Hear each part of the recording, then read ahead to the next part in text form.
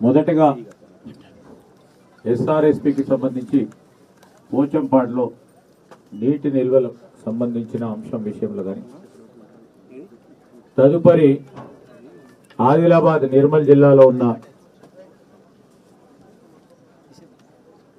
ప్రాజెక్టుకి సంబంధించిన నీటి నిల్వలు కానీ, ఇప్పుడు శ్రీపాద ఎల్లంపల్లికి సంబంధించిన నీటి నిల్వలను తెలుసుకొని సమీక్ష చేసుకొని మరి రాబోయే కాలంలో ఏ విధమైన ప్రణాళిక తీసుకోవాలని గౌరవ మంత్రివర్యులు రావటం జరిగింది. ఈరోజు మొదటగా చాలా రోజుల నుంచి టిఆర్ఎస్ పార్టీకి సంబంధించిన నేతలందరూ ఏం కొడతా ఉండే, వర్షాలు పడొద్దు, నీళ్లు కనబడొద్దు, నీళ్ళు అసలే ఉండొద్దు అనే అంశంపై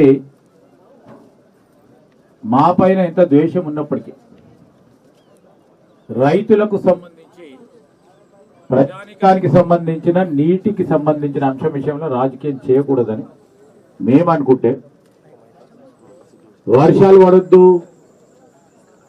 వర్షాలు పడితే ఒకరోజు అటువైపు ఉన్న ప్రాణహిత నుంచి 1 లక్షనో 2 లక్షలు సంబంధించిన నీటి వరద వస్తే ఎందుకు లిఫ్ట్ చేయలేదని మాట్లాడతారు. ఒకటో 1.5 దినం వచ్చింది,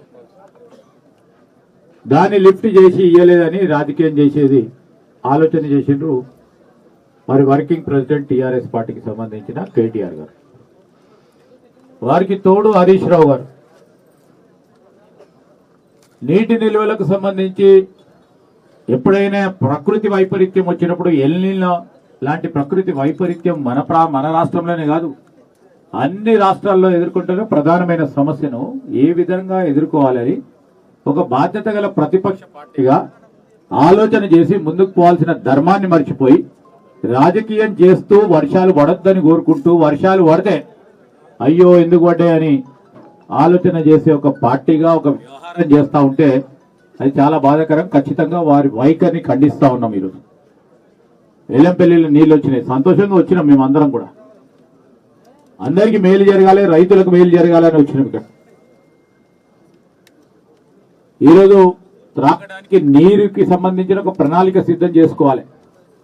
సాగునీటి వ్యవస్థకు సంబంధించి అనేక సందర్భాల్లో నీటి వినియోగం సంబంధించి రిజర్వాయర్లో నీరెంతుంది, దాన్ని ఏ విధంగా ఉపయోగించుకోవచ్చు, ప్రకృతికి సంబంధించిన వైపరీత్యం పెద్ద ఎత్తున రాబోతా ఉందని ఎప్పటికప్పుడు ఓ ప్రక్కన ఉత్తమ్ కుమార్ రెడ్డి గారు, ఇంకో ప్రక్కన తుమ్మల నాగేశ్వరరావు గారు, ఇంకో ప్రక్కన ముఖ్యమంత్రి రేవంత్ రెడ్డి గారు, మేము అందరం కూడా కలుసుకొని చైతన్యం చేస్తా ఉన్నాం.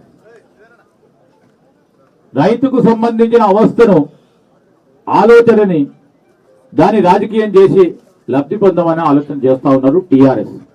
ఇంకో ప్రకారం ఏంది, బీజేపీ ఏం చేస్తా ఉన్నారు, ఈరోజు 3 బ్యారేజీలకు నుంచి స్పష్టంగా ముఖ్యమంత్రి గారు కానీ ఉత్తమ్ కుమార్ రెడ్డి గారు చెప్పారు, సాంకేతిక నిపుణుల ద్వారా ఈ 3 బ్యారేజీలకు సంబంధించిన నీటి నిల్వని ఏ విధంగా ఉపయోగించుకోవాలి, వారు ఏ రోజైతే ఈ 3 బ్యారేజీలకు సంబంధించిన సామర్థ్యాన్ని గుర్తించి వారు ఎస్ మీరు నీటి నిల్వ చేయొచ్చు అంటే ఒక్క క్షణం ఆగకుండా నీటి నిల్వ చేస్తామని చెప్పి ఉత్తమ్ కుమార్ రెడ్డి గారు.